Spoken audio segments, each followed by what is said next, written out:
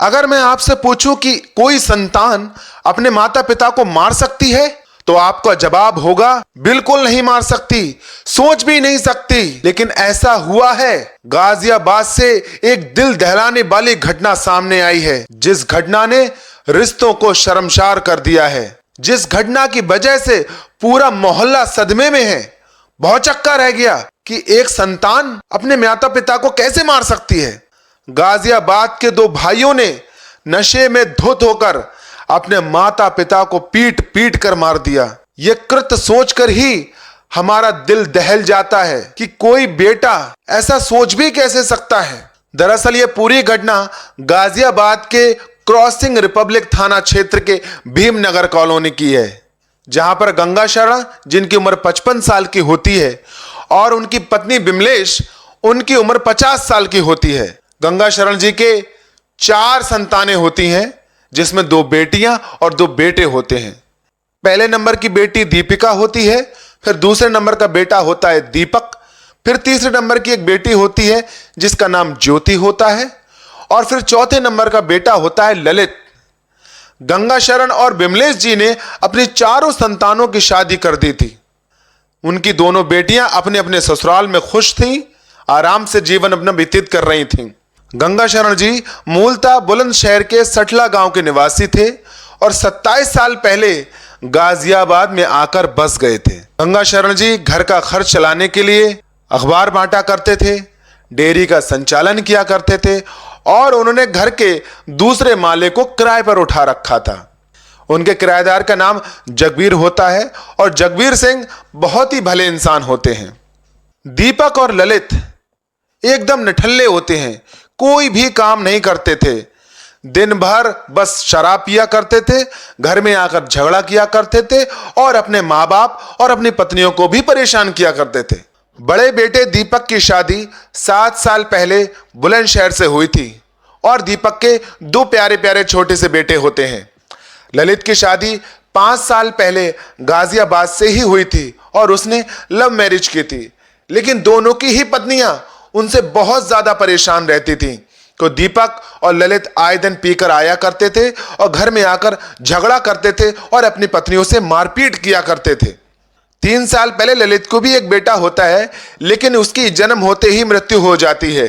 लगभग 1.5 साल पहले जनवरी 2025 में छोटी बहू अपने सास ससुर के पास आती है और वह कहती है कि पापा मम्मी, मैं इस घर को हमेशा हमेशा के लिए छोड़कर जा रही हूं। तो इस पर गंगा शरण और बिमलेश जी कहते हैं कि बेटा क्या हुआ, क्यों जा रही हो? तो इस पर छोटी बहू कहती है कि नहीं मां, अब मुझ पर नहीं सहा जा सकता। मैं इनके रोज पीकर आने और झगड़ा करने पर मैं परेशान हो चुकी हूं। मैं अब यहां से जा रही हूं और कभी भी वापस नहीं आऊंगी। तो गंगा शरण जी कहते हैं, बेटा तुम तो लव मैरिज करके आई थी, तुमने तो अपनी मर्जी से शादी की थी, अब तुम्हें क्या हुआ? तो इस पर छोटी बहू कहती है, हाँ मैंने मर्जी से शादी की थी, लेकिन इतना कलेश मुझ पे नहीं झेला जाएगा, मैं यहां से जा रही हूं। और छोटी बहू चली जाती है। और उसके 1.5 साल बाद बड़ी बहू भी अपने दोनों बच्चों और सामान पैक करके अपने सास ससुर के पास आती है, और वो भी कहती है, मम्मी पापा मैं भी इस घर को छोड़कर जा रही हूं, मुझ पे और नहीं सहा जा सकता, मैं पिट पिट कर थक गई हूं। इनका रोज का पीना, इनका रोज का झगड़ा और रोज का मारना पीटना मुझ पे और बर्दाश्त नहीं होगा। इस पर सास ससुर कुछ नहीं कह पाते हैं, और बड़ी बहू भी अपने बेटों के साथ अपने मायके चली जाती है। दीपक और ललित को यह भी डर सताया करता था कि कहीं उनके माँ बाप हमसे परेशान ना होकर ये सारी जायदाद उनकी बहनों के नाम ना कर दें। इस वजह से दीपक और ललित जब भी पीकर आया करते थे, अपने माता पिता से झगड़ा किया करते थे कि ये मकान और जायदाद हमारे नाम कर दो।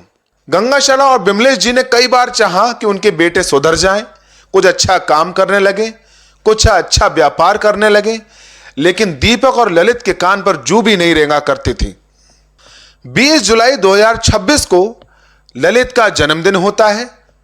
माता विमलेश जी दिन में कीर्तन का आयोजन करवाती हैं। लगभग दोपहर के 3 बजे से लेकर शाम के 7 बजे तक कीर्तन चलता है, केक वगैरह कटता है, धूमधाम से ललित का जन्मदिन मनाया जाता है।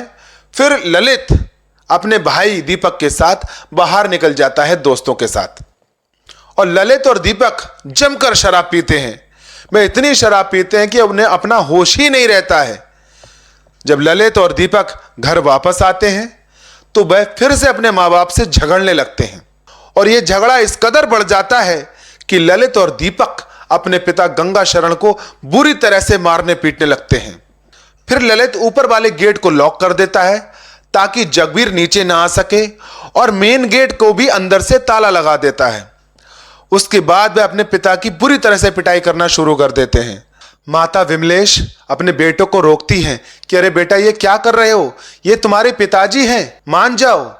लेकिन ललित और दीपक नहीं मानते हैं और अपने पिता के साथ साथ अपनी मां को भी मारने पीटने लगते हैं और माता पिता की चीखों की कोई आवाज सुन ना सके, इसलिए ललित और दीपक ने म्यूजिक सिस्टम की आवाज काफी ज्यादा तेज कर रखी होती है। जगबीर शोर सुनते हैं, चीखों की आवाज सुनते हैं तो वह नीचे उतर के आते हैं, लेकिन गेट अंदर से लॉक होता है तो वह उसको खुलवाने की कोशिश करते हैं, लेकिन कोई भी दरवाजा नहीं खोलता है। आखिरकार दीपक और ललित अपने माता पिता की पीट पीट कर हत्या कर देते हैं। जगबीर जब झांकने की कोशिश करते हैं तो उन्हें गंगा शरण जी और विमलेश खून में लथपथ फर्श पर पड़े हुए दिख जाते हैं। जगबीर सिंह तुरंत 112 नंबर पर कॉल करके पुलिस को बुला लेते हैं।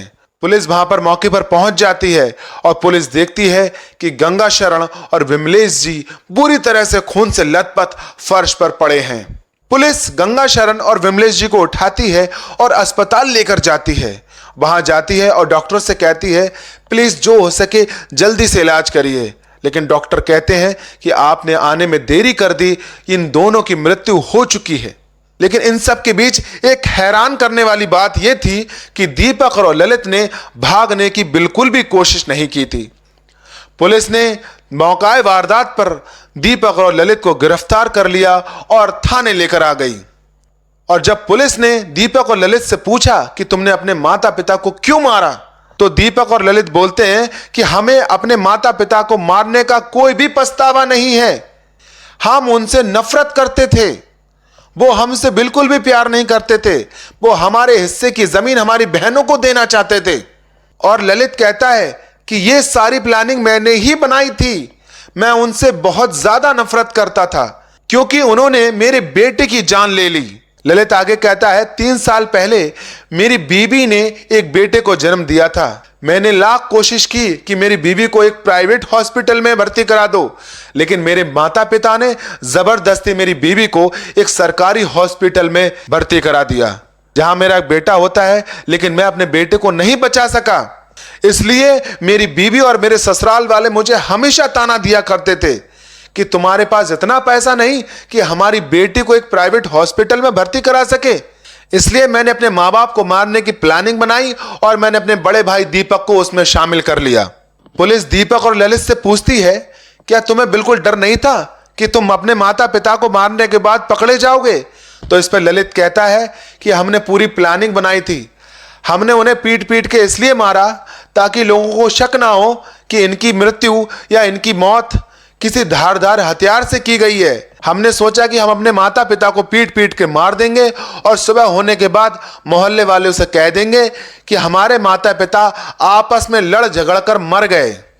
उधर दीपिका और ज्योति भी भागी भागी अपने माता पिता के पास आती हैं। उन्होंने अपने भाई दीपक और ललित के खिलाफ रिपोर्ट दर्ज कराई। दीपिका और पुलिस ज्योति को बताती हैं कि हमारे भाई पीने के अलावा कोई और काम नहीं करते हैं, इन्होंने घर पर इतना ज्यादा कर्जा कर रखा है। एक बार तो ललित ने इतना कर्जा कर दिया था कि उसको उतारने के लिए मेरी मां ने 3 लाख के गहने बेच दिए थे, लेकिन फिर भी ये लोग नहीं सुधरे। दीपिका और ज्योति कहती हैं कि इन्होंने हमारे माता पिता को पीट पीट कर मार दिया है। हम पुलिस से गुजारिश करते हैं कि इनको कड़ी से कड़ी सजा होनी चाहिए, इन्हें भी जीने का कोई हक नहीं है। इस घटना को भीमनगर कॉलोनी में जिसने भी सुना वो एकदम भौचक्के रह गए। उन्हें यह विश्वास ही नहीं हो पा रहा था कि कैसे 2 बेटे अपने सगे माँ बाप को पीट पीट कर मार सकते हैं। भाइयों, हमारे समाज को हो क्या गया है, आजकल के युवा नौजवान जायदाद और पैसों के लिए अपने माँ बाप को भी मारने से परहेज नहीं कर रहे हैं। बाकी इस घटना पर आप लोगों की क्या राय है, कृपया कमेंट सेक्शन में जरूर बताएं।